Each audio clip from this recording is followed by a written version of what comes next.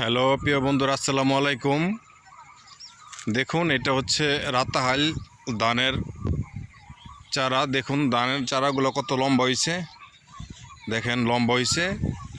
এটা লম্বা হওয়ার কারণে আমরা অর্ধেক কেটে দিয়েছি। এই যে দেখেন, অর্ধেক কাইটা দিছি যাতে মনে করেন ধানটা অতি তাড়াতাড়ি হয়। এই যে দেখেন পুরোটা, দেখে একটু করে পুরোটা কাইটা দিছি অর্ধেক। এই যে দেখেন এরকম ছিল, এরকম লম্বা লম্বা ছিল। হ্যাঁ, এটা লম্বা হওয়ার কারণে বেশি, এই কারণে অর্ধেক কেটেছি। এটা পুরোটাই কাটা হবে, প্রতিদিন অল্প অল্প করে কাটা হচ্ছে। সবাই হয়তো ধানটা চিনবেন। এই ধানটা কিন্তু অ্যাকচুয়ালি লাল। এটার খিচুড়ি খেতে খুবই মজা। আর রাতাহাইল ধানের খিচুড়ি কে কে খেয়েছেন সবাই একটু কমেন্ট করে জানাবেন। দেখেন কত সুন্দর ধানের বাতাসে কিভাবে উঠতেছে।